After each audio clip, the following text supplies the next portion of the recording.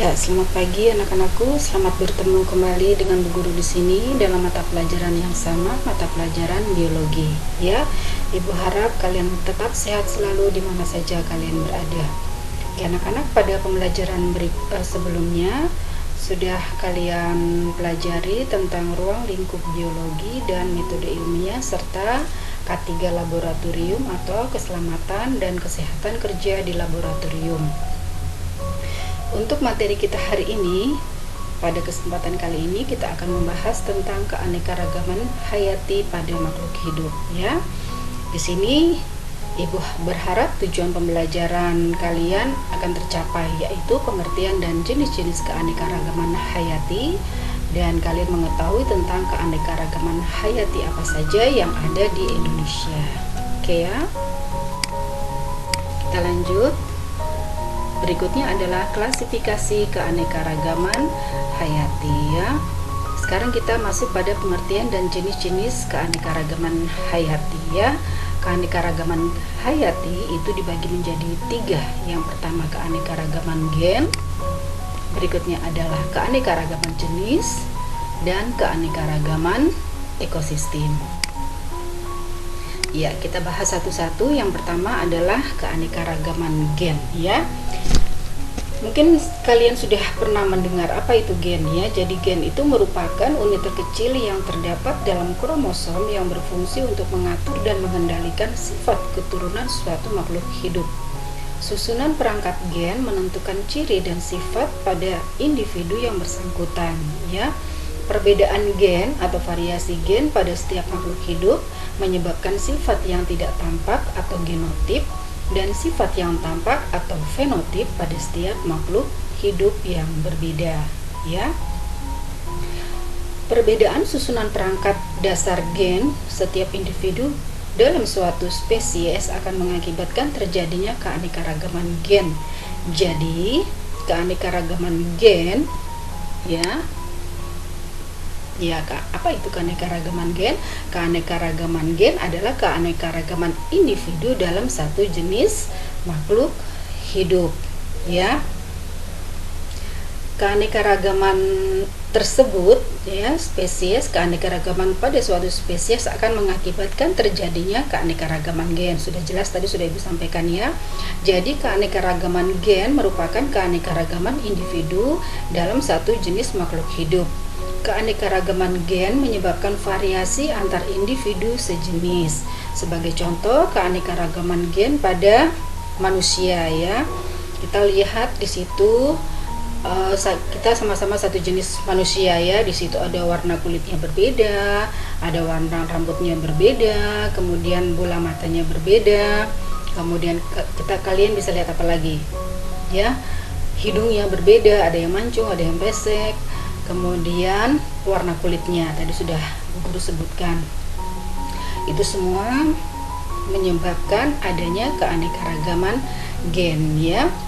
Keanekaragaman gen dapat terjadi secara alami akibat perkawinan antar makhluk hidup sejenis ya. Jadi manusia sesama manusia akan menghasilkan keturunan yaitu manusia ya. Keturunannya itu merupakan pewaris gen dari individunya, dari orang tuanya. Susunan gen suatu individu berasal dari kedua induknya atau orang tuanya ya. Kombinasi susunan perangkat gen dari kedua induk tersebut dapat mengakibatkan keanekaragaman individu dalam satu spesies berupa varietas-varietas yang terjadi secara alami. Oke ya, sampai di sini Bu harap kalian mengerti. Kemudian kita masuk pada yang kedua, keanekaragaman jenis ya. Apakah itu keanekaragaman jenis? Keanekaragaman jenis itu adalah keanekaragaman atau variasi yang terdapat pada berbagai jenis atau spesies makhluk hidup dalam satu genus yang sama atau familia yang sama ya. Ya, kalian di situ lihat ada kelapa, ada pinang, ada lontar, ada pinang merah, ada aren, ada kelapa sawit ya. Semuanya itu termasuk dalam satu genus atau satu familia yang sama yaitu Arecaceae, tapi terlihat adanya berbagai keanekaragaman atau variasi ya. Disitulah ya, jadi keanekaragaman tingkat jenis ini menunjukkan keanekaragaman atau variasi yang terdapat pada berbagai jenis atau spesies makhluk hidup dalam satu genus yang sama atau familia yang sama. Keanekaragaman ini lebih mudah diamati daripada keanekaragaman gen. Kenapa? Karena perbedaan antar spesies makhluk hidup dalam satu marga atau satu genus lebih mencolok daripada perbedaan antar individu dalam satu spesies. Oke, jelas ya, di sini perbedaannya sangat mencolok. Pinang, kemudian lontar, meskipun kesemuanya ini masih dalam satu genus atau familia yang sama, yaitu Arecaceae. Oke. Sekarang kita masuk ke keanekaragaman berikutnya, yaitu keanekaragaman ekosistem. Ya, bagaimana keanekaragaman ekosistem dapat terjadi? Keanekaragaman tingkat ekosistem terjadi akibat adanya perbedaan letak geografis, ya. Perbedaan letak geografis ini mengakibatkan terjadinya perbedaan iklim yang akan berpengaruh terhadap jenis-jenis tumbuhan dan hewan yang hidup di suatu daerah, ya. Jadi pada dasarnya keadaan komponen biotik atau komponen tidak hidup di suatu ekosistem akan mempengaruhi jenis-jenis komponen biotik atau komponen hidup yang hidup di dalamnya. Sebagai contoh, perbedaan letak geografis yang akan menyebabkan perbedaan iklim. Iklim yang berbeda dapat mengakibatkan perubahan temperatur, curah hujan, intensitas cahaya matahari, dan lama penyinaran. Keadaan ini akan berpengaruh pada jenis flora atau tumbuhan dan fauna yang hidup di suatu daerah. Peristiwa inilah yang mengakibatkan terjadinya keanekaragaman ekosistem. Oke, kita lihat ya, berbagai jenis ekosistem ya, ada ekosistem hutan, ada ekosistem terumbu karang, ekosistem laut, ekosistem danau, perkebunan, dan semak ya. Pada masing-masing ekosistem ini mempunyai faktor-faktor biotik dan faktor abiotik yang berbeda-beda. Oke ya, kita lanjut berikutnya, keanekaragaman hayati di Indonesia ya. Kita masuk pada kajian yang pertama, yaitu persebaran flora dan fauna di Indonesia. Flora itu adalah tumbuhan dan fauna itu adalah hewan ya. Kemudian apa manfaat dan nilai keanekaragaman hayati, serta aktivitas manusia yang seperti apa yang mempengaruhi keanekaragaman hayati, serta yang terakhir adalah upaya-upaya pelestarian apa saja dalam keanekaragaman hayati ya. Ada berbagai upaya pelestarian keanekaragaman hayati yang telah berjalan selama ini. Nanti kita akan lihat apa saja itu ya. Sekarang kita akan membahas tentang persebaran flora di Indonesia ya. Tadi sudah Bu Guru sampaikan, flora itu adalah tumbuhan ya. Jadi keanekaragaman di hayati di Indonesia sangat melimpah ya. Indonesia merupakan salah satu dari beberapa negara di dunia yang disebut mega biodiversitas karena memiliki tingkat keanekaragaman hayati yang sangat tinggi. Salah satu ciri tingginya keanekaragaman hayati Indonesia ditandai dengan keanekaragaman flora dan fauna ya. Keanekaragaman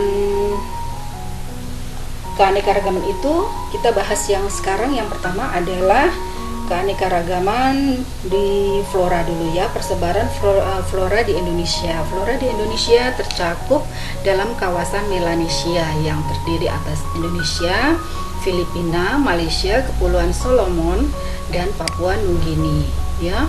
Persebaran fauna di Indonesia tidak merata. Kemudian hutan hujan tropis di Kalimantan mempunyai keanekaragaman tumbuhan yang paling tinggi. Untuk daerah Jawa, Sulawesi, Maluku, dan Kepulauan Sunda mempunyai keanekaragaman tumbuhan yang sedikit ya. Ini adalah contoh-contoh tumbuhan atau flora yang ada di Indonesia. Kemudian berikutnya persebaran fauna di Indonesia ya. Apa karakternya, apa cirinya? Wallace membuat garis Wallace yang memisahkan jenis fauna Indonesia bagian barat atau daerah oriental dengan bagian timur atau daerah Australian. Waber membuat garis Waber yang memisahkan jenis fauna Indonesia bagian timur dan tengah yang dikenal sebagai daerah peralihan atau daerah oriental dan Australian. Ya, ini adalah garis Waber dan garis Wallace berdasarkan persebaran fauna di Indonesia, ya. Kemudian kita bahas yang pertama, ciri-ciri daerah oriental, ya. Ciri-ciri daerah oriental ini yang pertama, dia memiliki banyak mamalia. Mamalia itu kelompok hewan yang menyusui, ya. Banyak memiliki hewan mamalia berukuran besar. Kemudian terdapat berbagai jenis kera. Kemudian terdapat burung-burung berwarna kurang menarik, ya. Burung-burungnya berwarnanya kurang menarik, ya. Warnanya putih saja atau kuning saja, tidak menarik atau kurang menarik. Kemudian contoh fauna yaitu gajah, orang utan, dan elang putih, ya. Kemudian daerah oriental ini meliputi Pulau Jawa, Bali, Sumatera, dan Kalimantan. Ya, ini adalah contoh dari organisme pada daerah oriental, ya. Ada gajah, ada orang utan, kemudian ada elang putih, ya. Itu daerah oriental. Berikutnya adalah daerah Australian. Apa karakter atau cirinya? Yang pertama, terdapat mamalia berukuran kecil. Tadi kalau daerah oriental mamalianya berukuran besar, ya. Sedang pada daerah Australian, mamalia atau kelompok hewan yang menyusui berukuran kecil, ya. Banyak hewan berkantong, ya. Kemudian tidak terdapat spesies kera. Kalau tadi di oriental ada kera ditemui, kalau pada daerah Australian tidak dijumpai spesies kera, ya. Ciri berikutnya adalah burung berwarna-warni namun bersuara kurang merdu. Tadi kalau di oriental warna bulu kurang menarik. Kalau di Australian bulunya sudah berwarna-warni tetapi bersuara kurang merdu, ya.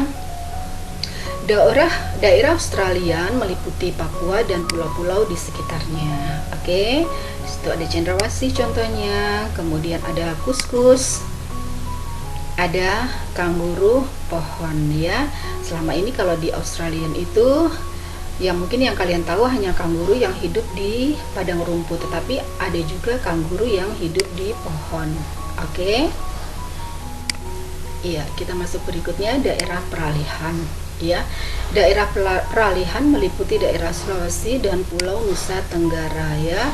Terdiri atas hewan-hewan endemik, yaitu hewan yang hanya ada di pulau tersebut, ya. Jadi kalau hewan endemik itu hanya terdapat di satu pulau tertentu dan tidak dijumpai pada pulau-pulau yang lain.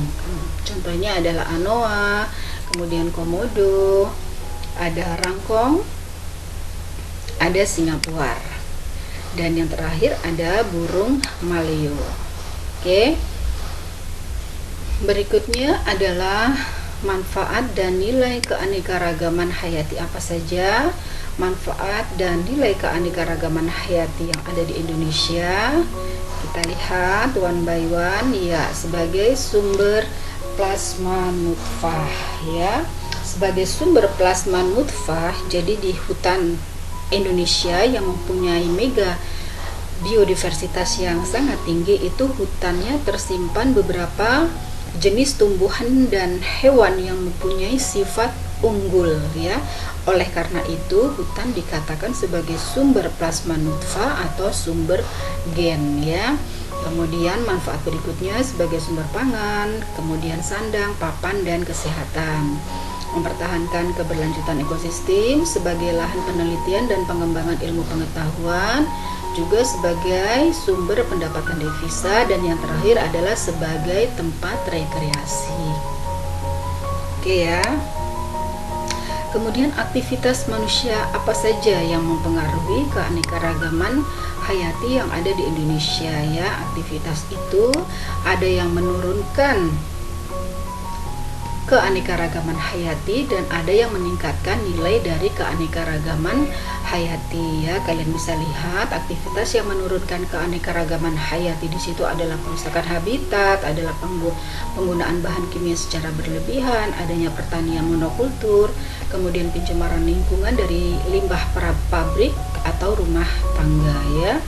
Sedangkan aktivitas manusia yang dapat meningkatkan keanekaragaman hayati adalah pemuliaan, kalian bisa lihat, kemudian reboisasi atau penghijauan, kemudian pelestarian plasma nutfah, tadi sudah Bu Guru sampaikan, secara in situ dan ex situ. Kemudian penebangan pohon di hutan dilakukan dengan menerapkan sistem tebang pilih dan tanam kembali. Oke. Berikutnya adalah upaya pelestarian keanekaragaman hayati ya. Yang pertama, melakukan pelestarian keanekaragaman hayati baik itu secara in situ maupun secara ex situ. Kalian pernah dengar mungkin ya. Jadi pelestarian secara in situ yaitu pelestarian makhluk hidup dalam habitat aslinya. Misalnya rusa ya. Pelestarian rusa di Taman Nasional Wasur ya. Pelestarian secara ex situ itu apa? Yaitu pelestarian makhluk hidup di luar habitat aslinya, tetapi lingkungan dibuat mirip aslinya, seperti pelestarian rusa di kebun binatang, seperti itu ya, bukan pada habitat aslinya, tapi dibuat seperti lingkungan aslinya. Oke. Kemudian manfaat keanekaragaman hayati dengan menerapkan prinsip-prinsip berikut ya. Prinsip daya toleransi, prinsip in optimum, kemudian prinsip ketahanbalikan, dan faktor pengontrol ya. 4 prinsip ini akan menjadi tugas literasi untuk kalian ya. Jadi 4 prinsip ini akan menjadi tugas literasi untuk kalian. Apa itu maksudnya prinsip daya toleransi, kemudian in optimum, prinsip ketahanbalikan, dan faktor pengontrol. Ya, anak-anakku, demikianlah materi kita keanekaragaman hayati di Indonesia. Terima kasih telah menyampaikan materi, telah menonton atau menyaksikan materi yang Ibu berikan.